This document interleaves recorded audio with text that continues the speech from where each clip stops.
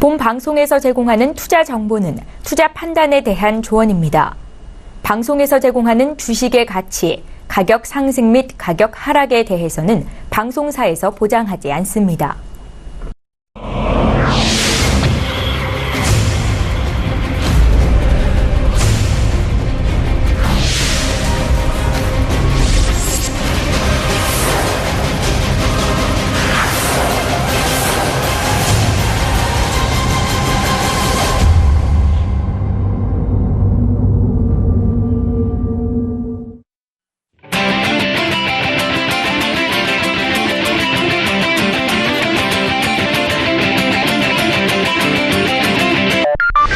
변곡론에 대해서 강의를 해볼까 합니다. 다소 1강에서 2강에서는 루즈한 느낌이 있었죠. 구체성도 좀 떨어진 것 같고요. 자, 이제부터는 그 지지와 저항과 변곡까지 연결시키는 그 강의를 계속해서 이어가 보도록 하겠습니다. 지지와 저항에서 월봉, 주봉에 허용된 오차범위 지지와 저항 이 얘기를 했잖아요. 그 오차범위를 넘어갈 때 변곡이고, 넘어갈 때. 선물 옵션에서 우리가 정의를 내릴 때 이 변곡이라는 말이 어떤 의미를 가질까에 대해서 한번 생각해 볼 건데요. 차트가 일반적으로 그려져서 바뀌는 것을 차트 변곡이라고 해서 모르겠습니다. 여기서 핵심은요, 이평선이 가장 핵심이 될 거예요. 소위 말해서 이평이 돌아간 지점 있죠? 네, 돌아간 지점. 이평선이 꺾인 지점. 이평선이 돌아간 지점, 꺾인 지점.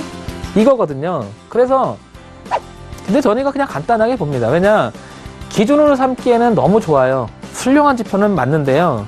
제가 쓰기에는 아닌 것 같은 점도 있거든요. 근데 틀렸다 맞다의 문제가 아니고요. 그냥 차트 변곡의 범주에 그냥 하나를 집어넣으면 그냥 그게 합당한 선택이 아닐까 이렇게 보는 겁니다. 두 번째, 파동 변곡. 저는 오늘, 어제, 엊그저께 3강 이어서 계속 강의해서 가장 이거 하려고 지금까지 강의했을지도 모릅니다. 파동 변곡 때문에 이 자리에 섰을지도 모르겠습니다. 핵심 사항이에요. 이 파동 변곡. 이것도 마찬가지로요. 1강에서 나왔던 개요 설명할 때 정의에서 고점이 낮아지더라, 저점이 높아지더라, 바뀐 지점이거든요. 근데 이평이 바뀌죠. 당연히. 평균값이 높아지니까 그렇죠. 그냥 하면요, 2, 3년 하다 보면 지지와 저항이 뭔지 알게 되고 차트가 뭔지 알게 되고 다 알게 돼요. 그러나 막상 변곡이 뭐냐가 물었을 때 정의를 못 내리는 게 대다수입니다. 그러면서 변곡 매매를 구사한다고 얘기하는 사람들이 굉장히 많아요. 그 실질적으로 변곡이 뭐냐고 물으면 대답을 못 합니다. 대답을 못 합니다. 자, 여기서 핵심 있죠? 여기서 핵심 있습니다. 공변곡, 앤드, 그 다음에 파동 변곡의 핵심은요, 가장 중요한 핵심이 있습니다. 손절이 명확하다는 거예요. 위험이 그만큼 노출됐다는 얘기예요. 그러면 어떻게 해야 된다? 나는 인정을 해야 된다는 거거든요. 근데 실전에서 이걸 한번 써먹어 보세요, 여러분.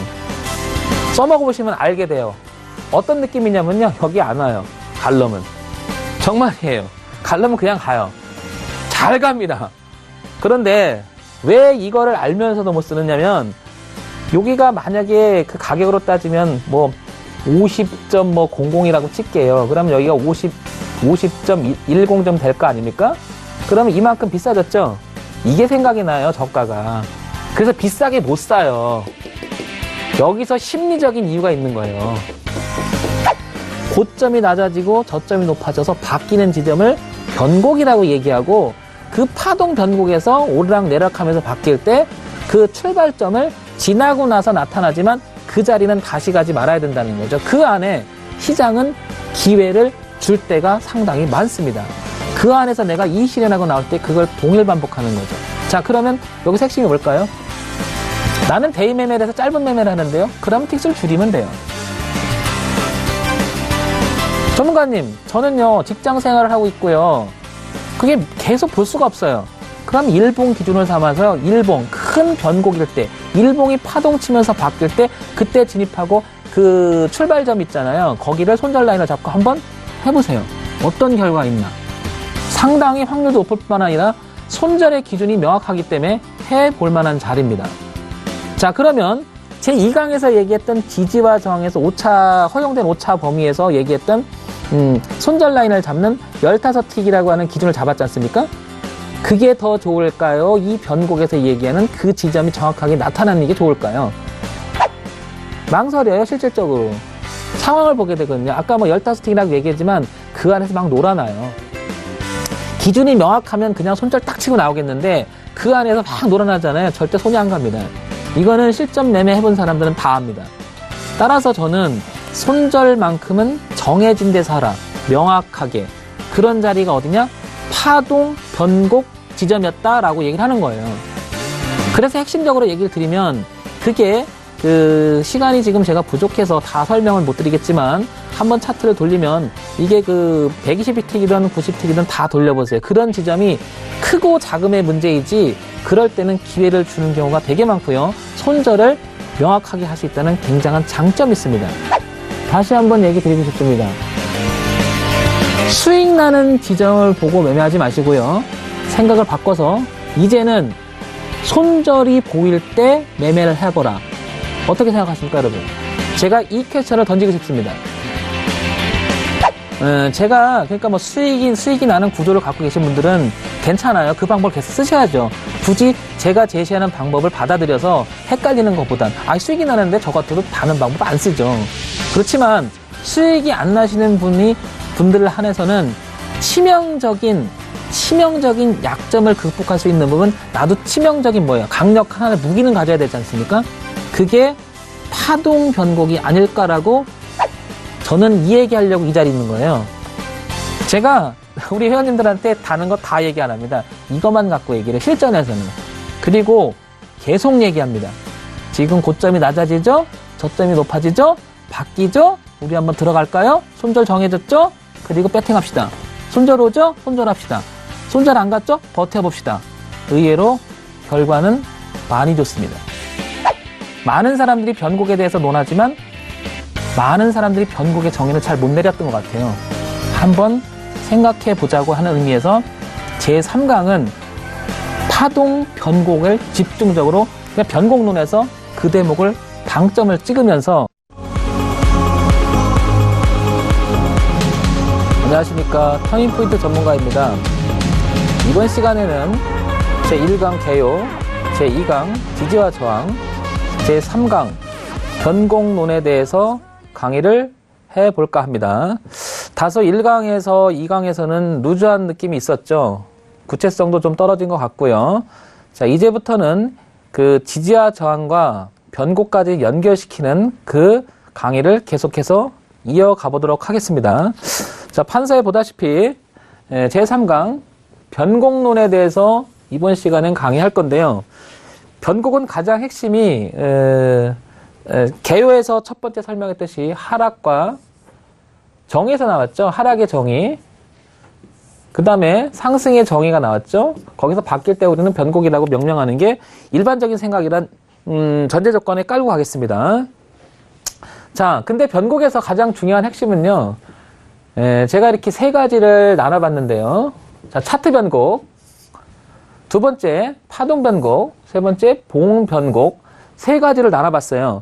보통 변곡이라고 하면 많은 사람들한테 변곡이 뭐냐고 물으면 대답을 잘 못해요. 그냥 바뀌었다라고 얘기를 해요. 말 그대로 바뀌었다. 수학적인 용어는 인플렉션 포인트라고 얘기도 하고, 오른쪽으로 올라가던 곡선이 잠시 멈췄고, 그리고 우하형으로 떨어졌을 때 우리는 멈췄다 간 지점을 변곡점이라고 얘기하고, 돌았을 때 변곡이라고 얘기를 하는데, 그럼 이제 그건 수학적인 정의고요. 선물 옵션에서 우리가 정의를 내릴 때 이 변곡이라는 말이 어떤 의미를 가질까에 대해서 한번 생각해 볼 건데요. 차트가 일반적으로 그려져서 바뀌는 것을 차트 변곡이라고 할지 모르겠습니다. 이제 여기서 핵심은요, 이평선이 가장 핵심이 될 거예요. 소위 말해서 이평이 돌아간 지점 있죠? 돌아간 지점. 이평선이 꺾인 지점. 이평선이 돌아간 지점, 꺾인 지점. 이거거든요. 그래서 봉하고 상관없이 차트가 돌아가면 변곡이 이루어졌다라고 하는 게 차트 변곡이에요. 자, 이평선이 있었고요. 볼린저 밴드를 제가 굳이 그 차트 변곡에서 예로다 두 번째로 쓰는 이유는요. 사람들이 너무 많이 쓰죠, 이거는. 중요하기도 해요. 왜 그러냐면 볼린저 밴드는 수렴과 확산의 연속이 있기 때문에 수렴하고 나서 나가잖아요. 사실 변곡점이라고 얘기할 수 있거든요. 다시 모여지죠? 수렴과 확산 계속 반복이 되거든요, 그림이. 그래서 중요한 하나의 차트 변곡으로서 의미가 굉장히 커요.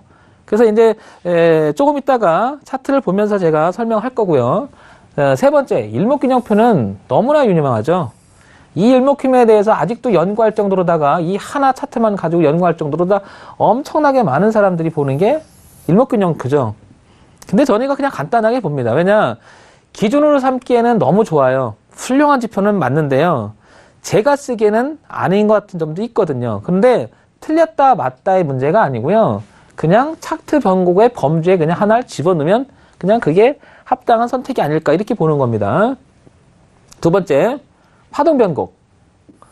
저는 오늘, 어제, 엊그저께 3강 이어서 계속 강의해서 가장 이거 하려고 지금까지 강의했을지도 모릅니다. 파동 변곡 때문에 이 자리에 섰을지도 모르겠습니다. 핵심 사항이에요. 이 파동 변곡. 이것도 마찬가지로요. 1강에서 나왔던 개요 설명할 때 정의에서 고점이 낮아지더라, 저점이 높아지더라, 바뀐 지점이거든요. 근데 이평이 바뀌죠. 당연히. 평균값이 높아지니까 그렇죠. 그런데 조건이 있습니다. 여기서는. 어떻게?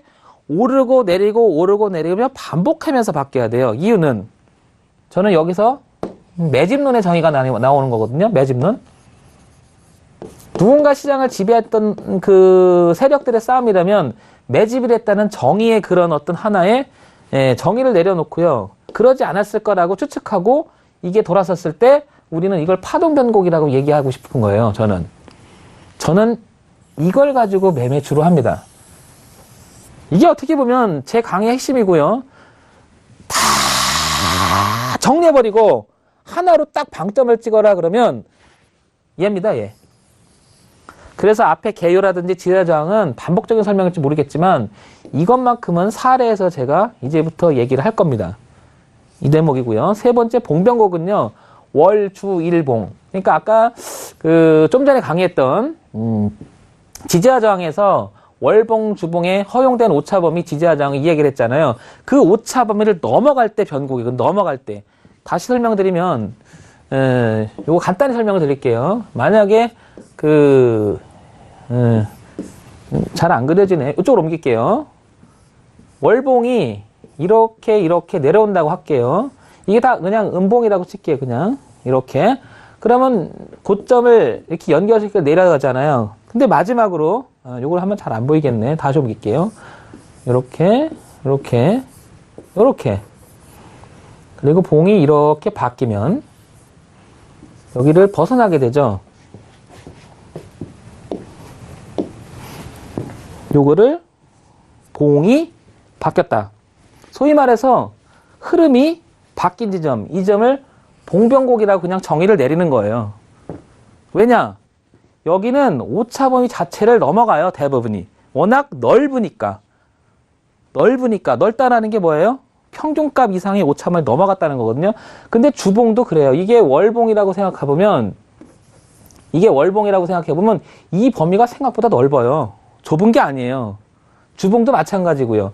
일봉도 어쩌면 이 봉변곡이 하나의 선택권을 주고요. 제가 실전 매매에서 이 봉변곡을 굉장히 중시 여겨요. 이유는 그날의 기준에 하나의 영역이 바뀌는 지점이 되기 때문에 굉장히 중요합니다. 실전에서는요, 이런 게 중요한 거예요, 여러분들. 제가 얘기했던 고성준돈이 이런 거 다 안 중요해요. 이런 거 다 빼고 이런 거 정말 중요하지 않습니다, 이건. 그냥 하면요, 2, 3년 하다 보면 지지하저항이 뭔지 알게 되고 차트가 뭔지 알게 되고 다 알게 돼요. 그러나 막상 변곡이 뭐냐가 물었을 때 정의를 못 내리는 게 대다수입니다. 그러면서 변곡 매매를 구사한다고 얘기하는 사람이 굉장히 많아요. 그래서 실질적으로 변곡이 뭐냐고 물으면 대답을 못 합니다. 자, 여기서 핵심 있죠? 여기서 핵심 있습니다. 봉변곡, 그 다음에 파동변곡의 핵심은요, 가장 중요한 핵심이 있습니다. 손절이 명확하다는 거예요. 왜 그럴까요? 생각을 해보세요. 파동 변곡에서 고점이 낮아지다 저점이 높아지는데 다시 저점이 낮아지면 되겠습니까? 안 되죠. 그냥 가야 돼요. 가려면. 이미 이 파동 속에서 매집의 형태라든지 힘의 균형은 깨진 거예요. 갔었어야 되죠. 뒤로 오면 이거는 다시 휩소를 주고 안 간다는 말이 아니고요. 갈 수 있을 확률이 높아지는 게 아니고요. 이 자체의 흐름을 흐트러질 수 있다는 개념이에요. 그럼 무슨 얘기냐? 위험이 그만큼 노출됐다는 얘기예요. 그러면 어떻게 해야 된다? 나는 인정을 해야 된다는 거거든요. 근데 실전에서 이걸 한번 써먹어 보세요, 여러분. 써먹어 보시면 알게 돼요. 어떤 느낌이냐면요. 여기 안 와요. 갈럼은. 정말이에요. 갈럼은 그냥 가요. 잘 갑니다. 그런데 왜 이거를 알면서도 못 쓰느냐면 여기가 만약에 그 가격으로 따지면 뭐 50.00이라고 칠게요. 그러면 여기가 50.10점 될 거 아닙니까? 그러면 이만큼 비싸졌죠? 이게 생각이 나요, 저가가. 그래서 비싸게 못 사요. 여기서 심리적인 이유가 있는 거예요. 심리적인 이유. 자, 이제부터 차트를 보면서 설명을 하도록 하겠습니다. 차트를 가지고 지금부터 설명하겠습니다. 자, 자리를 옮길게요. 자, 2강에서 말씀드렸던 그 부분을 허용된 오차 범위를 제가 얘기 드렸던 부분이 뭐예요? 지지저항을 벗어났다라는 개념이 허용된 오차 범위다.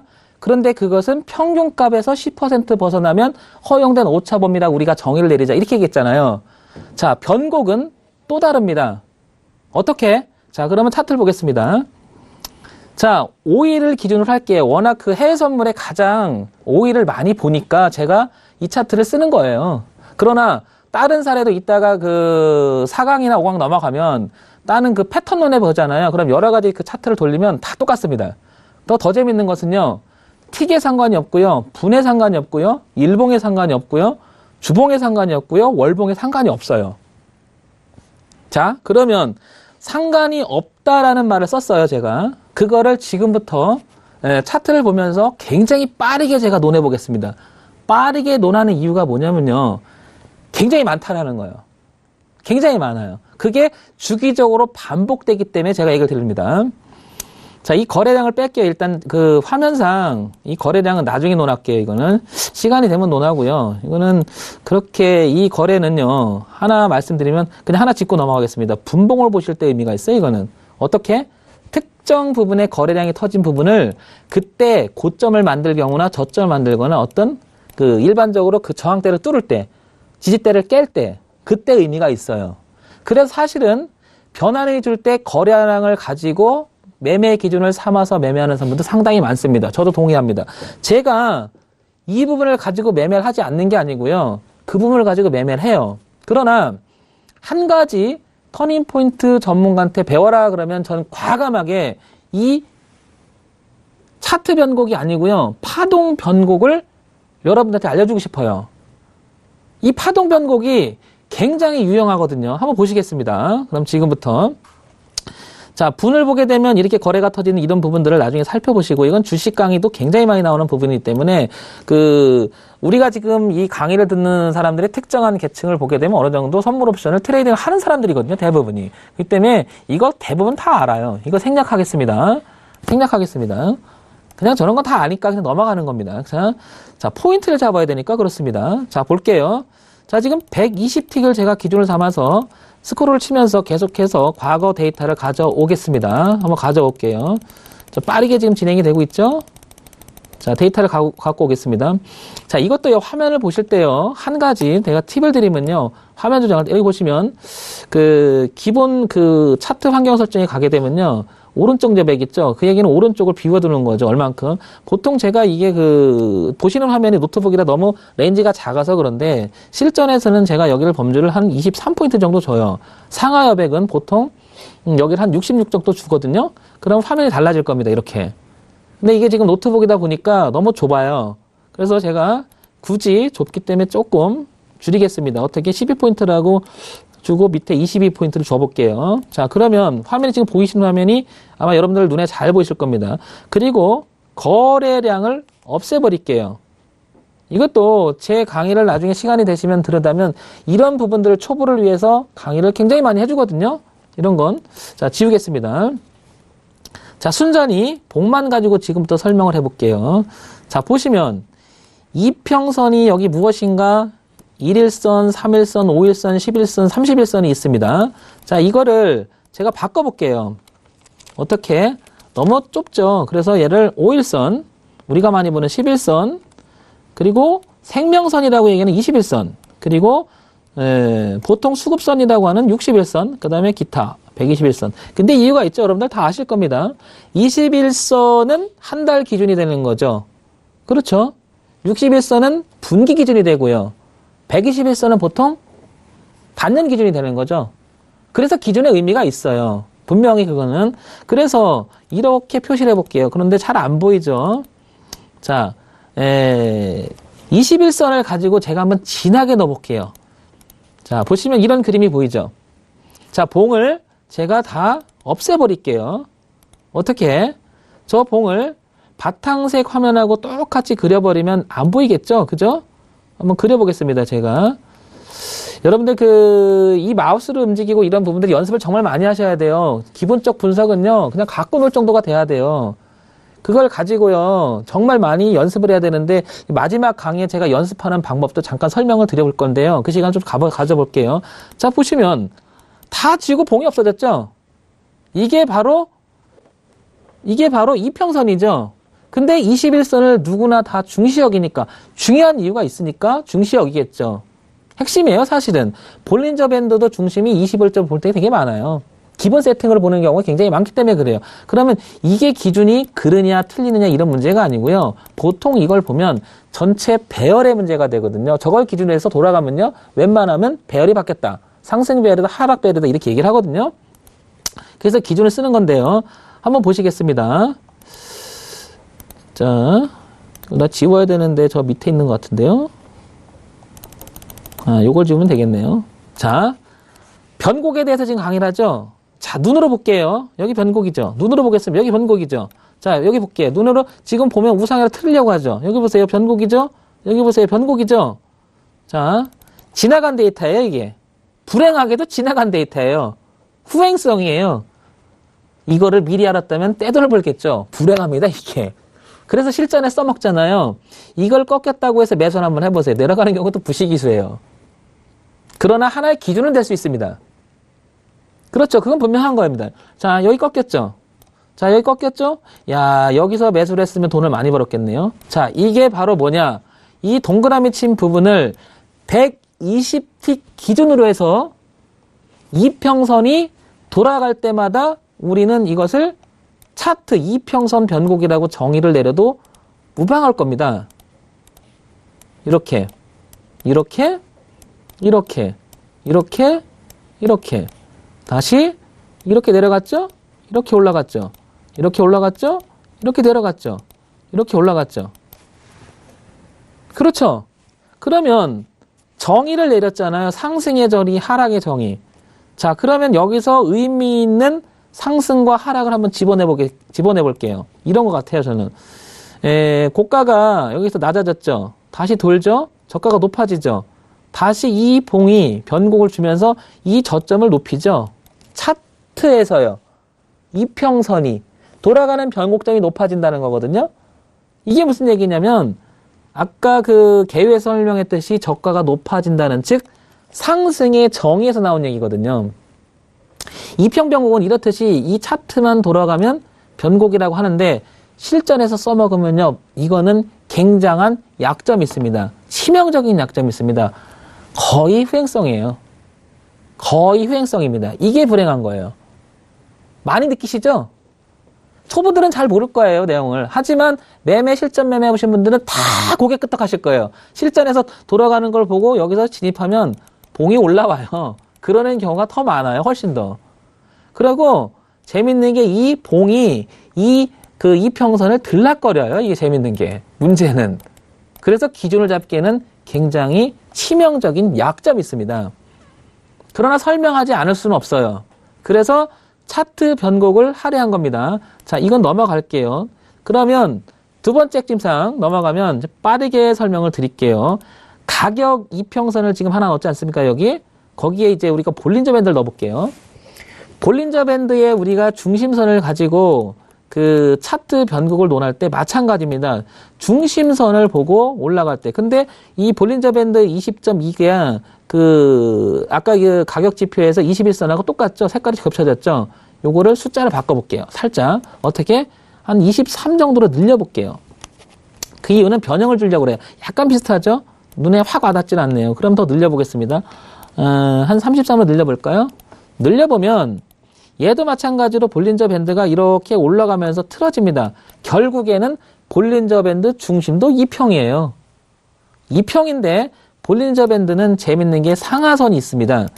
이게 재밌는 거예요. 상하선이 있기 때문에 윤곽이 잡혀요. 어느 정도. 제가 그래서 이렇게 양쪽으로 더 늘려볼게요. 자, 늘려보겠습니다. 그러면 잡히죠? 무슨 얘기냐면요. 이 부분이 좁혀졌다가 틀어지는 징점들이 간혹 보여요. 지금 얘는 간혹 보인다는 무슨 말이냐면 쭉 당겨볼게요. 어느 거 말씀드리냐면요. 이게 파동에 의해서 급격히 좁아져요. 이게 이제 이 121틱이라서 그런데요. 조금 더 늘려볼게요. 늘려보면 한 208틱 정도로, 208틱 좁은데 좀 눈에 보이게끔 한 450틱 늘려볼게요. 예, 늘려보면 횡보할 때 있죠? 좁아져요. 하나의 그냥 중심선만 갖고 나타나는 게 아니라 상하 밴드가 있기 때문에 그렇습니다. 그래서 예를 들면 이런 거죠. 이렇게 좁혔다가 이렇게 나가는 지점들. 네, 저기를 기준으로 삼으면 변곡이라고 정의를 내려도 돼요. 근데 이것도 불행하게도 지나가면 잘 보여요. 지나가서 잘 보여요. 그런데 재밌는 게 있습니다. 지나가서 잘 보이지만 결정적으로 장점이 하나 있어요. 뭐냐? 시각화시킨다는 장점이 있습니다. 뭐냐? 모일 때에서 수렴하는 모습이 잘 보여요. 그러면 각각의 차트를 써먹을 때 그 부분을 중점적으로 보시면 만들어지는 원리와 내가 기준을 삼기에는 괜찮은 부분도 있습니다. 그래서 보는데요. 저는 또 얘기하지만 이건 잘 안 씁니다.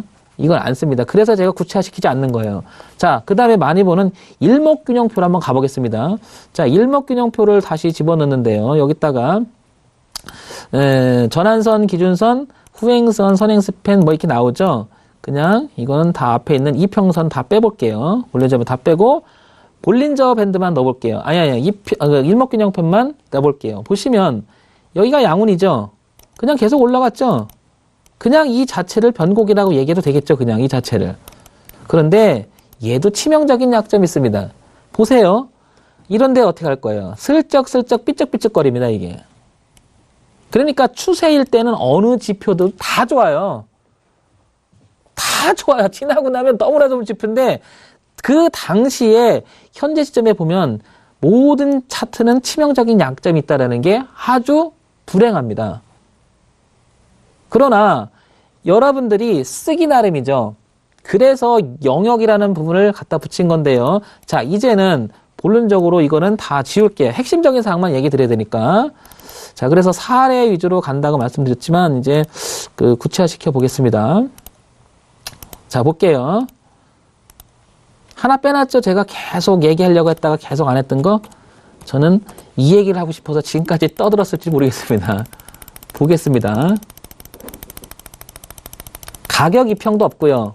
볼린저 밴드도 없고요. 또한 뭐다? 일목균형표도 안 보여요. 제가 시간을 끄는 이유가 있습니다. 그렇죠?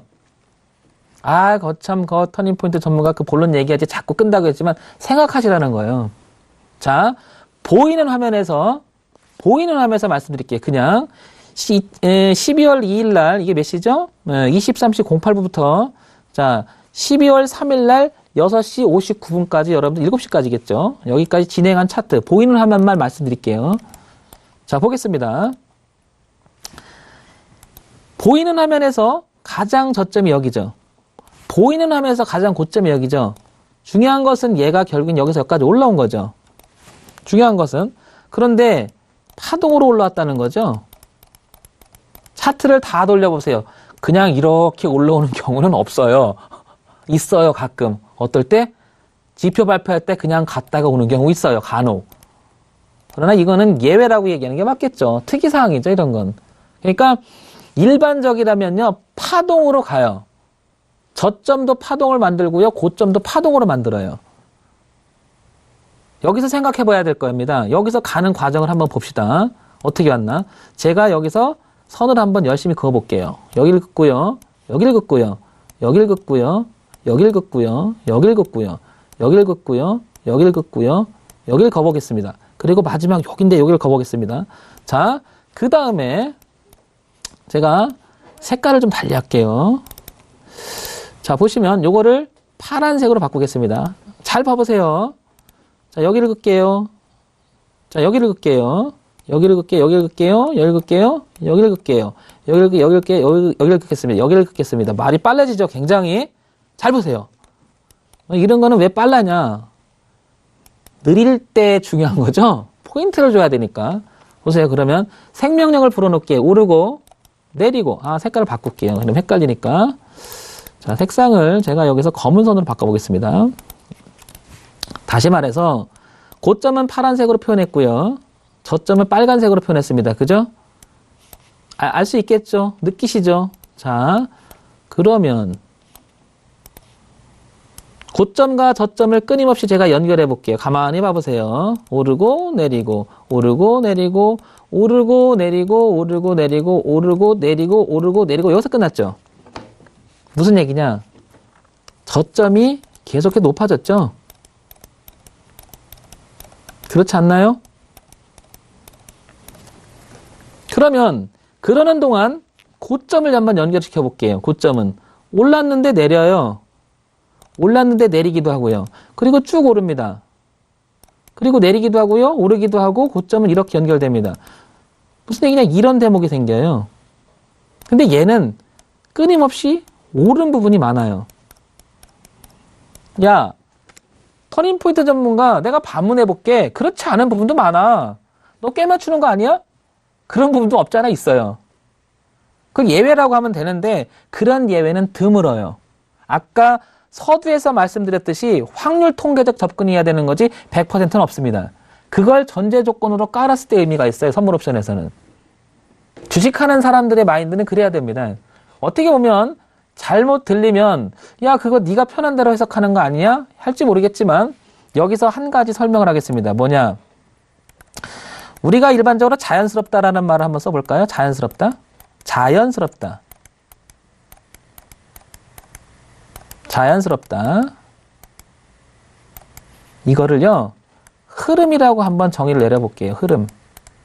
자연스러운 흐름이 우리는 상승이다, 하락이다 하고 얘기했을 때 자연스럽게 저점이 높아지고 자연스럽게 고점이 낮아진다. 그 대목을 지금 주목하려고 그래요. 그럼 볼게요. 생명을 불어넣는 게 이런 건데요. 이 선을 연결시켜 볼게요. 이렇게. 지금 현재 상황에서. 그러면 전체적으로 보면 이렇게 올라가는 그림이죠. 이 그림을 비례해서 갔다가 그대로 흐름대로 연결시키면 자연스럽게 올라갔죠. 그리고 이 선을 달아가고 있을지도 모릅니다. 현재. 그렇지 않을까요? 이게 바로 흐름이라고 얘기하는 거예요. 원래는 개요일 때 이런 설명을 다 드려야 되는데 시간이 부족해서 제가 축약해서 하면서 계속 넣고 있거든요. 자, 그래서 이걸 지워보겠습니다, 이제. 그러면 파동 변곡이라고 하는 것 때문에 지금 설명하려고 하잖아요. 보세요. 오르고, 내리고, 오르고, 내리고, 오르고, 내렸는데요. 보세요. 오르고, 내렸는데요. 보세요. 고점이 낮아졌죠? 근데 저점도 낮아졌죠? 가만히 봅시다. 저점이 높아졌죠? 저점이 높아졌죠? 근데 저점이 낮아집니다. 동반해서 고점도 낮아집니다. 우리는 여기를 변곡이라고 정의를 내릴 수 있을 것 같아요. 중요한 것은요, 지나고 나야 보이죠? 그치만 여기서 핵심이 있습니다. 여기가 기준이 잡힌다는 거거든요. 이렇게. 생각해 볼 문제가 많을 거예요. 저는 기본적으로 터닝포인트 전문가는 매매 기준이 바로 이 변곡 매매인데요. 저는 여기서 어딘가에 매도를 칩니다. 어딘가에. 그리고 이 선을 벗어나면 무조건 손절합니다. 그래야 정이 입각해서 지지와 저항 그리고 변곡이 다 이뤄지고요. 지지와 저항일 때 여기서 출발했지 않습니까? 변곡을 만든 게 지나고 나야 보이지만 저는 여기 어딘가 다 매도를 가능하다고 생각하는 사람이에요. 왜 그러냐? 여기만 안 깨면 돼요. 여기만. 그게 기준이에요. 그게 기준이에요. 왜 그러냐고 물었을 때는 매집론에서 또 이야기를 해야 되는데 그럼 얘기가 길어져요. 핵심적으로 요거 하나 찝어줄게요. 그런 그 디테일한 이야기는 나중에 제 강의를 다시 한번 청취해보는 게 어떨까. 거기에 남겨둘게요. 여기 이 얘기는 매집론에서 나와요. 자, 이거를요. 왜 이런 얘기를 하냐면 지금 120틱이라고 하는 부분에서 한정시켰죠. 그러나 우리가 매매할 때는요. 120틱을 가지고 기준을 삼을 때도 있고요. 30분봉, 60분봉, 때로는 더 긴 250틱 기준을 가지고도 할 수 있어요. 그런데 재밌는 게 있습니다. 제가 바꿔볼게요. 어떻게? 한 350틱으로 더 늘려볼게요. 아니 그러지 말고요. 그냥 이렇게 된 거 이왕 가장 큰 그 K증권사가 제공하는 그 틱수가 999가 가장 커요. 그래서 그냥 불러올게요. 보시면요. 이게 결국에는 이 자연스러움이 추세선이라고 얘기할 수 있고요. 보세요. 제가 가장 중점적으로 보면 이런 부분이다. 고점이 낮아지잖아요. 고점이 이렇게 높아지다가 저점도 높아지다가 여기서 낮췄죠. 그리고 다시 저점이 높아지죠. 고점을 높였죠. 이렇게 요 부분이에요. 요 부분. 저는 여기가 확정이 되면 출발했던 기본적으로 여기를 높았던 전저점 있죠. 여기가 기준이 되거든요. 여기 기준으로 줌을 걷고요. 그냥 이렇게 걷고 여기 어딘가 다 매수를 합니다. 그냥. 이유 없어요. 왜? 정의에서 상승과 하락에 대해서 우리가 생각해 봤잖아요. 왜? 상승이냐 하락을 맞추는 게 이 게임이잖아요. 핵심이잖아요. 정의에서 나왔다는 거예요. 제 얘기는. 왜냐고 물으면 글쎄요. 그거는 퀘스천을 한번 남겨볼게요. 실전에서 제가 10년 이상을 현직 트레이닝을 해보면서 가장 이 부분을 제가 많이 그 회원님들한테 알려주는 부분 중에 하나인데요. 어떻게 보면 제가 전부를 다 꺼내서 이야기할지도 모르겠습니다. 그렇지만 이 얘기를 굳이 하는 이야기를 드릴게요. 초보들, 입문하는 사람들이 가장 쉽게 접근할 수 있는 기준 중에 하나이거든요, 이게. 그래서 변곡에서 핵심은 파동 변곡이다라고 얘기를 하고 싶은 거예요.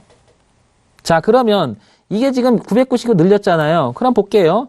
여기도 마찬가지인데 보겠습니다. 저점이 높아졌죠? 고점이 낮아지죠? 지나고 나서 나타나죠? 이 자리가 변곡이었더라. 전 여기 어딘가 매도합니다. 그리고 손절을 무조건 여기서 합니다. 다시 오면 안 된다는 점이거든요. 거기가 다시 바뀌는 점이 되거든요. 그런데 보다시피요. 이것도 그래요. 저점이 높아지죠? 그리고 전고점을 돌파하죠. 이미 여기서 변곡은 이루어졌죠. 그러니까 여기서 매도가 들어갔다고 하면 여기 어딘가 매도가 들어갔다면 반드시 저는 이 변곡 이 점에서 청산하고 나옵니다. 청산하고 정리하고. 다시 얘기해서 변곡이라고 하는 부분은 끊임없이 이어집니다. 그게 바로 파동이에요. 어찌 보면. 변곡에서 변곡, 상승에서 하락으로 이어지는 변곡에서 하락에서 상승으로 이어지는 변곡에서 그 지점이 바뀔 때마다 우리는 파동이라고 정의를 내려도 무방할지 몰라요. 어떤 사람은 파동을 두 세력 간의 싸움이라고 얘기하는 사람도 있고요. 어떤 사람은 파동이 자연스럽게 만들어진 하나의 그냥 원리다라고 얘기하는 사람도 있고요. 굉장히 다양한 이야기를 하는데 저는 어쩌면 변곡에서 변곡이 파동이 아닐까라고 그냥 제 나름대로 임의적 해석이라면 할 말이 없지만 기준을 세워봤습니다. 그렇게. 그랬더니 이 통계를 내보고 과거 데이터에서 계속해서 매매를 해봤을 때 저런 지점들이 상당히 의미가 있다는 얘기죠. 여기서 저런 지점은 파동 변곡을 의미합니다. 자, 이거를 다시 확대해 볼게요. 어디 한 가지만 더 여기서 지금 요게 틱 갖고 얘기를 했잖아요. 그런데 이게요 주봉도 마찬가지예요. 잘 보세요. 이게 주봉인데요. 저점 높아졌잖아요. 고점이 낮아지다가 저점이 높아지고 바뀌었죠. 주봉의 변곡 지점이 파동 변곡이 바로 저기는 저런 지점이라는 거거든요. 그러면 얘만 그러냐? 다시 사례를 들어보겠습니다. 얘만 그러냐? 월봉을 가볼게요. 월봉도 마찬가지예요. 오르죠. 근데 계속 저점이 높아졌죠. 근데 오르던 것이 낮아졌죠. 이건 파동 없이 빠졌죠. 그냥 추세가 그냥 시작되고 그랬죠. 실행하기는 쉽지 않아요. 저런 부분은. 그러니까 지나고 나서 변곡 엿더라가 되는데 실질적으로 저기 들어가기는 굉장히 망설여져요.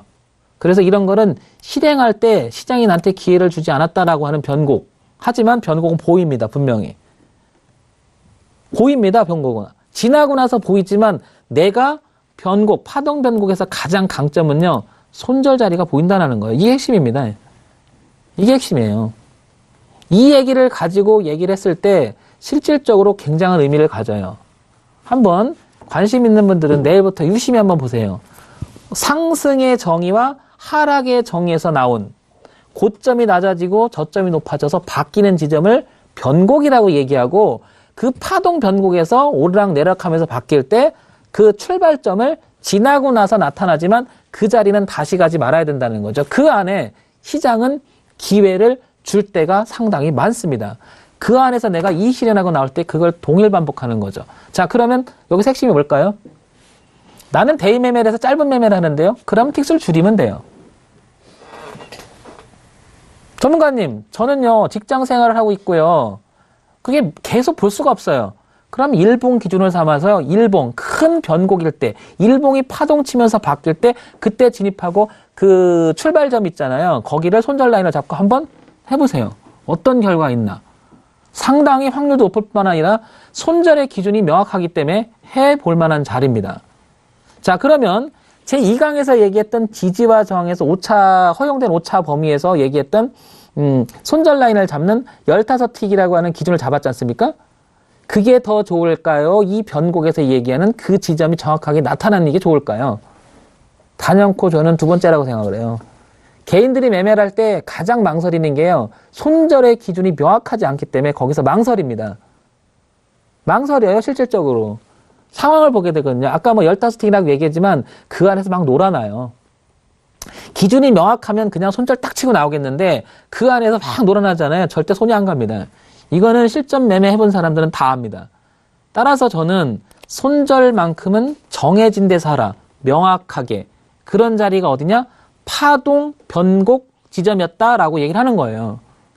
그래서 핵심적으로 얘기를 드리면 그게 시간이 지금 제가 부족해서 다 설명을 못 드리겠지만 한번 차트를 돌리면 이게 120틱이든 90틱이든 다 돌려보세요. 그런 지점이 크고 작음의 문제이지 그럴 때는 기회를 주는 경우가 되게 많고요. 손절을 명확하게 할 수 있다는 굉장한 장점이 있습니다. 하나 더 볼게요. 뒤로 가볼게요. 아주 여기 같은 경우에는 기회를 주고 안 주고 떨어졌잖아요. 근데 보세요. 저점이 높아졌죠? 이렇게.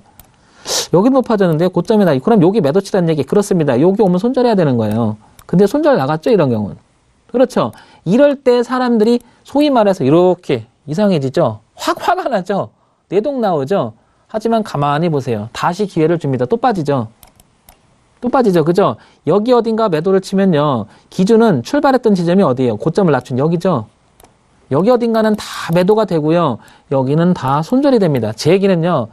진입을 여러분들은 무조건 좋은 자리를 찾았죠, 지금까지. 아마 대다수 그랬을 거예요. 파랑새를 쫓았다고 얘기를 하는데요. 과감하게 터닝포인트 인자 방장은 얘기하고 싶습니다. 진입 포인트를 보고 들어가는 게 아니고요. 명확한 손절 라인이 보일 때 들어가라. 그러면 파동에 의해서 나한테 그 안에 기회를 줄 때가 많다. 근데 그게 길면 봉을 크게 하고요. 여기서 봉을 크게 한다는 것은 뭐냐? 20틱이 40틱이 늘어나면 돼요. 늘리면 돼요. 2분 볼 거 4분 보고 5분 보고요. 근데 개인들이 대부분 뭐 한 번 들어가면 많이 수익을 내려고 하는 사람들 있죠. 그런데 이런 사람이 있어요. 성격적으로. 그러느니 나는 계속해서 끊이면서 스캘핑하고 싶어. 그럼 봉을 줄이면 돼요. 이거는 절대적 개념이 아니기 때문에 여러분들한테는 의미가 있다라고 생각을 합니다. 그래서 세 번째 강의에서 제가 다시 한번 얘기 드리지만 파동 변곡은 굉장히 의미가 있다라는 거예요. 다시 한번 얘기 드리고 싶습니다. 수익 나는 지점을 보고 매매하지 마시고요. 생각을 바꿔서 이제는 손절이 보일 때 매매를 해보라. 어떻게 생각하십니까, 여러분? 제가 이 퀘스천을 던지고 싶습니다. 여러분들도 터닝 포인트 전문가가 얘기했던 얘기를 유심히 듣고 제가 그러니까 뭐 수익이 나는 구조를 갖고 계신 분들은 괜찮아요. 그 방법을 계속 쓰셔야죠. 굳이 제가 제시하는 방법을 받아들여서 헷갈리는 것보단 수익이 나는데 저 같아도 다른 방법 안 쓰죠. 그렇지만 수익이 안 나시는 분들을 한해서는 치명적인 약점을 극복할 수 있는 부분, 나도 치명적인 뭐예요? 강력한 하나의 무기는 가져야 되지 않습니까? 그게 파동 변곡이 아닐까라고 던지고 싶습니다. 마지막 강의에서도요, 파동 변곡의 패턴을 보면 또 얘기할 겁니다. 저는 이 얘기하려고 이 자리에 있는 거예요. 제가 우리 회원님들한테 다른 거 다 얘기 안 합니다. 이것만 갖고 얘기를 해, 실전에서는. 그리고 계속 얘기합니다. 지금 고점이 낮아지죠? 저점이 높아지죠? 바뀌죠? 우리 한번 들어갈까요? 손절 정해졌죠? 그리고 배팅합시다. 손절 오죠? 손절합시다. 손절 안 갔죠? 버텨봅시다. 의외로 결과는 많이 좋습니다. 제가 그래서 회원들이 은근히 매니아들이 많아요. 이 대목 때문에. 이유는요, 간단해서예요. 정확해서고요. 그런데요, 하나 마지막으로 파동 변곡의 치명적인 강점에 대해서 하나 말씀드릴게요. 레인지 폭이 좁으면 좁을수록요, 내 심리는 좋아질 수밖에 없습니다. 왜냐? 손절이 짧아지잖아요. 그러나 먹는 것도 짧은 것 같죠? 그렇지 않아요. 가면 잘 가요. 그러니까 쓰죠. 제가 어쩌면 매매를 오래 해온 입장에서 지금 제가 생존하는 이유 중에 하나가 바로 이것 때문입니다. 어떻게 보면 이 한마디 때문에 유행처럼 번질 수도 있다고 저는 생각하고 있거든요. 많은 사람들이 변곡에 대해서 논하지만 많은 사람들이 변곡의 정의를 잘 못 내렸던 것 같아요. 실질적으로 파동에 대해서는 많은 사람들이 인식을 하고 있지만 변곡 중에 파동 변곡을 정의 내리기는 굉장히 어려웠을 것으로 판단됩니다. 자, 그래서 1강에서는 개요, 2강에서는 지지하장, 3강에서는 변곡론에서 얘기 드렸는데요. 이걸 다 합쳐서 4강에서는 패턴화시키는 패턴론에 대해서 이야기를 해볼까 합니다. 4강에서 뵙겠습니다. 터닝포인트 전문가였습니다.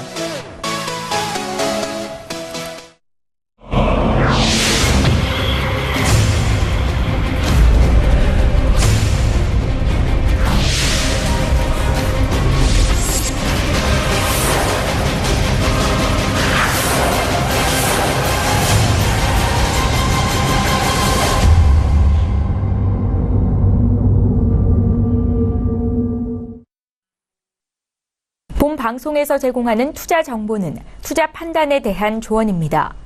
방송에서 제공하는 주식의 가치, 가격 상승 및 가격 하락에 대해서는 방송사에서 보장하지 않습니다.